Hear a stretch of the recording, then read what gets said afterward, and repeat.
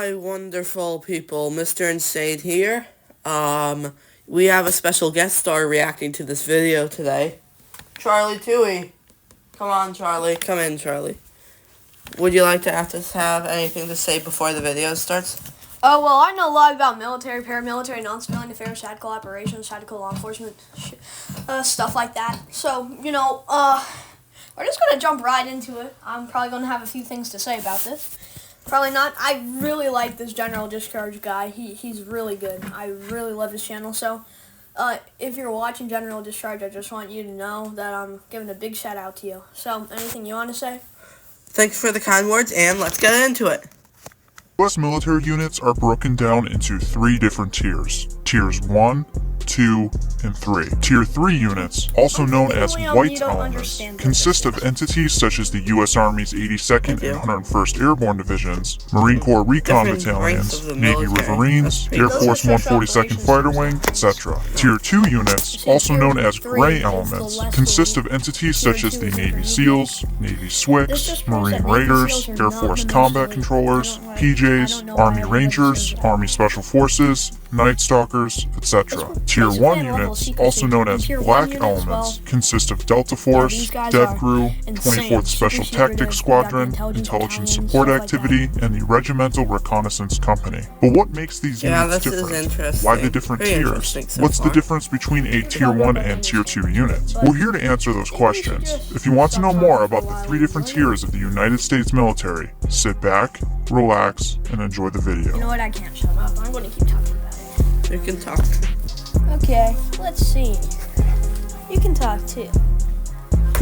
Our voices are disguised, that makes sense. Before we dive in, we do have to say that outside of the Tier 1 units, military units don't really refer to themselves by their numbered tier. You don't see Navy SEALs or Army Rangers referring to themselves as Tier 2 units, nor would you ever catch the 82nd Airborne calling themselves a Tier 3 unit. The tier system is generally an unsaid or unwritten way of organizing or marginalizing military units. In fact, you hardly ever see the use of these terms outside of the 5 Tier 1 units that exist, and even then, you hardly hear about those either due to the nature of their classified missions and purposes. You might be surprised to find this out, but the different tiers generally have to do with funding, and it goes even deeper than that too. It has to do with funding per capita, or per person. In scenario 1, if you give a team of 100 people $100 million, that's $1 million a piece to gear them up for operations and missions. However, in scenario 2, if you give 10,000 people $100 million, that's only $10,000 a piece for each person, and you can do the math there. Scenario 1's people will have some gnarly gear, and Scenario 2's people will have hand-me-downs in comparison. You've probably heard the saying, follow the money.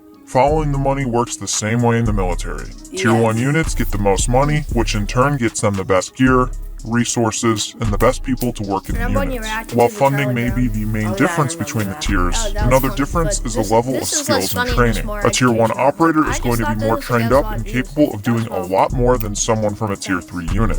The Tier 1 operator most likely has several years in deployments under their belts with a Tier 2 soft unit, making them the tip of the spear when it comes to being an operator. There is a clear distinction in training and capabilities when you look at a Tier 1 unit versus a Tier 3 unit. Take, for example, a Marine infantryman or Army infantryman. They're no special operator, but they know how to fight, and depending on the experience of the individual, they may have a lot of combat experience. Some infantrymen can even become snipers, go to ranger school, and they still have plenty of fulfilling career opportunities if the stars align for them. Compare these guys to a Delta Force operator though, which could very well be a Green Beret with years and years of experience going through multiple strict selection processes, and we're sure you can see the difference. But the lines are blurred a little bit when you compare Tier 1 to Tier 2. Tier 2 soft operators are still highly capable warriors in the battlefield, and should not be mistaken to be completely inferior to every aspect of a Tier 1 operator. Tiers 1 and 2 have a lot of overlap in their skill sets. To elaborate a bit more, Tier 1 units, like Delta Force and DevGru, typically pull from the best of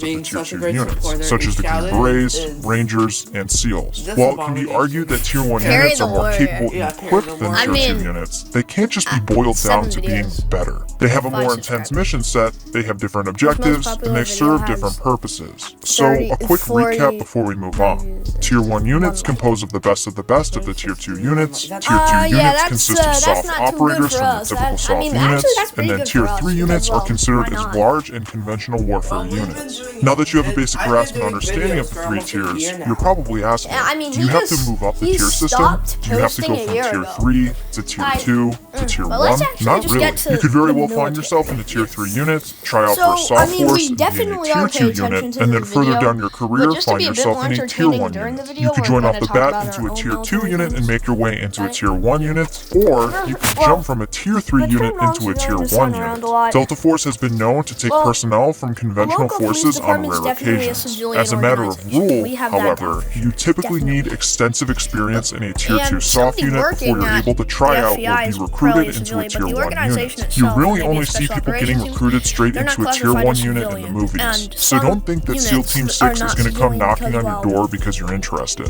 What is true, however, is that it is much easier to join a Tier 3 unit as compared to a Tier 2 unit. Tier 3 unit selection processes aren't as grueling as Tier 2 units are, because Tier 3 units need people, and they are different entities with different goals altogether. While at the end of the day, any unit will want and need people who are qualified and able to do the job. Navy SEALs aren't looking for numbers like the 101st Airborne Division is. A shared component of the 3 tiers is their need and use of support personnel. While support personnel might not be doing the coolest job out there, they are a necessity and highly relied on. SEALs can get the job done without their support personnel just as much as Delta Force or MARSOC can't. Not everyone can be an operator, but operators can't do everything. Support personnel can be pulled from conventional forces into roles for Tiers 1, 2, and even 3. While the roles and specific jobs of support personnel widely vary, they typically boil down to areas such as logistics, maintenance, and administration. But there's plenty of other ones, such as EOD techs for MARSOC and DevGru. So, if you're interested in working with one of these elite units, but you're not interested in being an operator,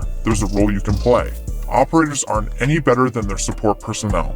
Again, it all comes down to a different purpose. With that said, we've done plenty of videos discussing Tier 1 and Tier 2 units. On screen are the videos we've done on the Tier 1 units. Now, on screen are the Tier 2 units. As you can see, we've covered a lot on this channel. Go give them a look. The learning never stops at General Discharge. And before you go, we've partnered with a few businesses to give you some decent discounts on a variety of products. On screen are all of the companies we've partnered with thus far. The links to them will be in the description below if you want to check them out. Well, that is the down and dirty of the 3 different tiers of units in the United States military. If you learned something from this video, make sure to give us a like and subscribe to our channel. As always, thank you for watching. Do you even want to be here? A big shout out to that was my friend Charlie Toohey talking about how great the military was, and he really enjoyed being a special guest on my channel. So, before we end, I would just like to give a huge shout out to General Discharge and Nunjack Theater for good, and I would like to give a shout in for the biggest, for a pretty bad YouTuber, in fact, a pretty terrible YouTuber, Pair the Warrior. You haven't posted in 1 year, and one of the videos is collabs with 3 kinda famous YouTubers. You're not even that kinda famous. Kinda famous is like my channel with 61 subscribers. That's kinda famous. But, if you can, like, improve your content, which I'm sure you will improve, that would be great. But, this was my video. This was a little different from my usual content. I hope you enjoyed. And this was Mr. Insane. And also, please subscribe. And here's a little message from my friend Charlie. Oh yeah, the military is a very cool thing. People should just respect it more generally. And well, I just find all this stuff very cool. And